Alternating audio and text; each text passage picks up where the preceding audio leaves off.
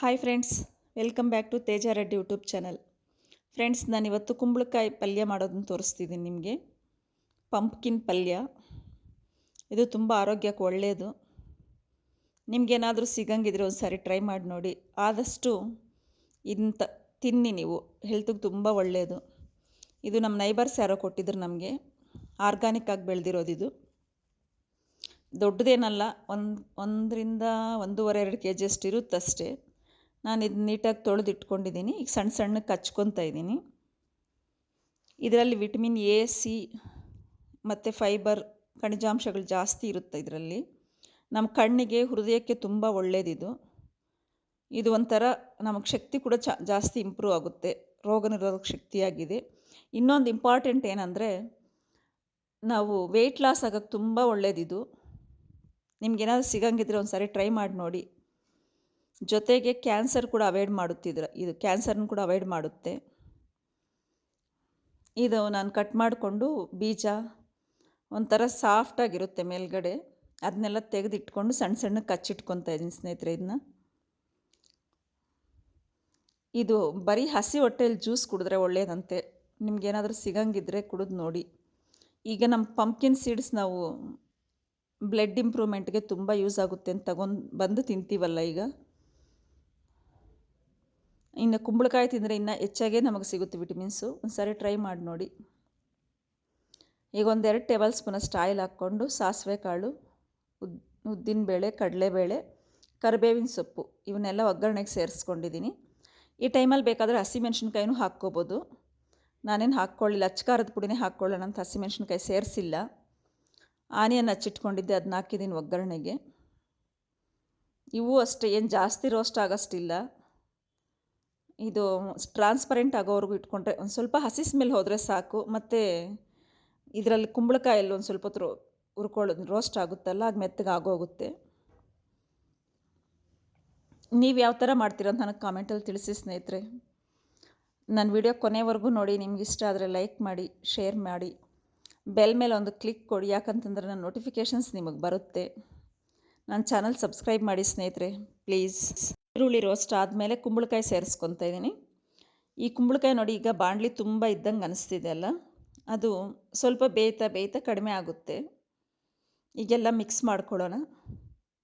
ಇದೇನು ಸಪ್ರೇಟಾಗಿ ಕುಂಬಳಕಾಯಿ ಬೇಯಿಸ್ಕೊಂಡು ಒಗ್ಗರಣೆಗೆ ಹಾಕೋಷ್ಟೇನು ಇರಲ್ಲ.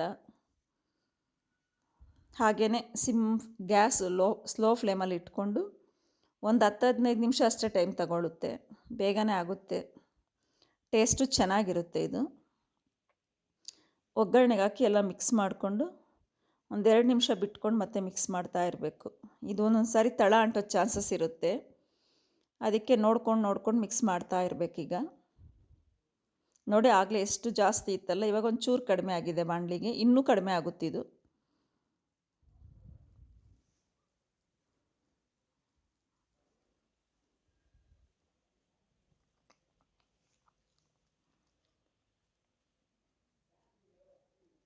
ಈಗ ಇದಕ್ಕೆ ಉಪ್ಪು ಸೇರಿಸ್ಕೊಳ್ಳೋಣ ಟೇಸ್ಟ್ಗೆ. ಇವಾಗ ಬೇಯೋವಾಗಲೇ ಉಪ್ಪು ಸೇರಿಸ್ಕೊಂಡ್ರೆ ಪೀಸುಗಳಿಗೆಲ್ಲ ಅಂಟ್ಕೊಳ್ಳುತ್ತೆ, ಚೆನ್ನಾಗಿರುತ್ತೆ.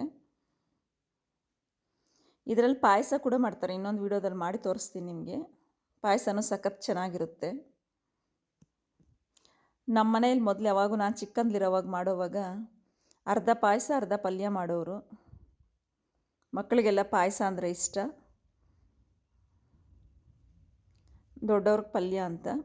ಮೇಯ್ನ್ ಇಂಗ್ರೀಡಿಯೆಂಟ್ ಇವಾಗ ರೆಡಿ ಮಾಡೋಣ ನಡೀರಿ. ಪಲ್ಯ ಎಲ್ಲ ಸ್ವಲ್ಪ ಬೆಂದ್ಕೊಂಡಿದೆ.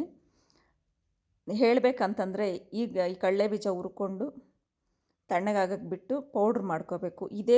ಈ ಪಲ್ಯಕ್ಕೆ ಟೇಸ್ಟ್ ಎಲ್ಲನೂ 90% ಇದೇ ಟೇಸ್ಟು. ಇನ್ನೊಂದು ಏನಂದ್ರಪ್ಪ, ಇದಕ್ಕೆ ಬೆಳ್ಳುಳ್ಳಿ ಎಷ್ಟು ಜಾಸ್ತಿ ಹಾಕಿದ್ರೆ ಅಷ್ಟು ಟೇಸ್ಟ್ ಚೆನ್ನಾಗಿರುತ್ತೆ. ಬೆಳ್ಳುಳ್ಳಿ, ಅಚ್ಚ ಖಾರದ ಪುಡಿ, ಉಪ್ಪು, ಕಡಲೆ ಬೀಜ ಹುರ್ಕೊಂಡಿರೋದು ಪೌಡ್ರ್ ಮಾಡ್ಕೊಂಡಿದ್ದೀನಿ. ಅಂದರೆ ಇದೇನು ನುಣ್ಣಗೆ ಮಾಡ್ಕೊಳ್ಳೋಷ್ಟಿರಲ್ಲ, ಒಂದು ಸ್ವಲ್ಪ ತರಿ ಇದ್ರೇ ಚೆನ್ನಾಗಿರುತ್ತೆ. ಮೇಯ್ನ್ ಇಂಪಾರ್ಟೆಂಟ್, ಈ ಪೌಡ್ರ್ ಹಾಕಿದ್ರೇ ಪಲ್ಯಕ್ಕೆ ಟೇಸ್ಟ್ ಬರೋದು. ಈಗ ನೋಡಿ, ಎಲ್ಲ ಬೇಯ್ಕೊಂಡಿದೆ. ಇನ್ನೇನು ಪಲ್ಯ ಆದಂಗೆ. ಈಗ ಇದಕ್ಕೆ ಆ ಪೌಡ್ರ್ ಸೇರಿಸ್ಕೊಂಡು ಒಂದು ಸಾರಿ ಮಿಕ್ಸ್ ಮಾಡಿಬಿಟ್ಟು ಆಫ್ ಮಾಡಿಕೊಂಡ್ರೆ ಪಲ್ಯ ರೆಡಿ ಆದಂಗೆ. ಫ್ರೆಂಡ್ಸ್, ನನ್ನ ಚಾನಲ್ ಸಬ್ಸ್ಕ್ರೈಬ್ ಮಾಡಿ, ಲೈಕ್ ಮಾಡಿ, ಶೇರ್ ಮಾಡಿ. ಏನೋ ಇಂಪ್ರೂವ್ಮೆಂಟ್ ಇಲ್ಲ ನನ್ನ ಚಾನಲ್. ಯಾಕೋ ಇಂಟ್ರೆಸ್ಟ್ ಕಡಿಮೆ ಆಗ್ತಿದೆ. ನೀವೆಲ್ಲ ಒಂದು ಸ್ವಲ್ಪ ಸಪೋರ್ಟ್ ಮಾಡಿದ್ರೆ ನನಗೆ ಇಂಟ್ರೆಸ್ಟ್ ಬರುತ್ತೆ. ಡೈಲಿ ವಿಡಿಯೋ ಇಡೋಕ್ಕೆ ಟ್ರೈ ಮಾಡ್ತೀನಿ ನಾನು. ಈಗ ನೋಡಿ ಪಲ್ಯ ಎಲ್ಲ ರೆಡಿ ಆಯಿತು. ನಾನಿನ್ನು ಬೌಲಿಗೆ ತೆಗೆದು ಪಕ್ಕಕ್ಕೆ ಇಟ್ಕೊಂಡಿದ್ದೀನಿ. ಇದು ಚಪಾತಿಗೂ ರೈಸ್ಗೂ ಸೂಪರಾಗಿರುತ್ತೆ. ಬರೀ ಪಲ್ಯ ಕೂಡ ಚೆನ್ನಾಗಿರುತ್ತೆ. ನಾನಾದರೆ ಬರೀ ಪಲ್ಯನೇ ತಿಂದ್ಬಿಡ್ತೀನಿ ಜಾಸ್ತಿ. ಈಗ ರೈಸ್ಗೆ ಇಟ್ಕೊಂಡಿದ್ದೀನಿ. ಸೈಡ್ ಡಿಶ್ ಆಗಾದರೂ ಚೆನ್ನಾಗಿರುತ್ತೆ, ಯೂಸ್ ಮಾಡ್ಕೋಬೋದು. ನಾವು ರಸಮ್ಮು ಚಟ್ನಿನೋ ಏನಾದರೂ ಮಾಡಿಟ್ಕೊಂಡು ಸೈಡ್ ಡಿಶ್ಶಾಗಿ ಕೂಡ ಯೂಸ್ ಮಾಡ್ಕೋಬೋದು. ಸಖತ್ ಟೇಸ್ಟ್ ಇರುತ್ತೆ ಫ್ರೆಂಡ್ಸ್. ನೀವೊಂದು ಸಾರಿ ಟ್ರೈ ಮಾಡಿ ನೋಡಿ. ವಾವ್, ತುಂಬ ಟೇಸ್ಟ್ ಇತ್ತು, ತುಂಬ ಚೆನ್ನಾಗಿತ್ತು. ನಾನು ಟೊಮೊಟೊ ರಸಮ್ ಮಾಡಿದ್ದೆ, ಅದರಲ್ಲಿ ಸೈಡ್ ಡಿಶ್ಶಾಗಿ ಹಾಕ್ಕೊಂಡು ತಿಂದೆ. ತುಂಬ ಚೆನ್ನಾಗಿತ್ತು. ನೀವೊಂದು ಸಾರಿ ಟ್ರೈ ಮಾಡಿ ನೋಡಿ. ಇದೇ ಪಲ್ಯ ಅನ್ನಕ್ಕೆ ಕೂಡ ಮಿಕ್ಸ್ ಮಾಡ್ಕೊಂಡು ಒಂಚೂರು ತುಪ್ಪ ಸೇರಿಸ್ಕೊಂಡು ತಿಂದರೆ ಸೂಪರ್ ಟೇಸ್ಟು.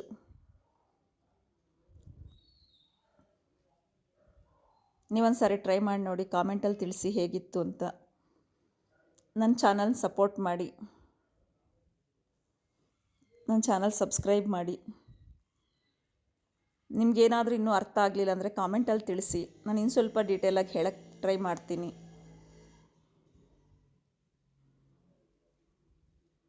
ಚಪಾತಿಗೆ ಸೂಪರ್ ಕಾಂಬಿನೇಷನ್ ಇದು. Thank you for watching my video friends.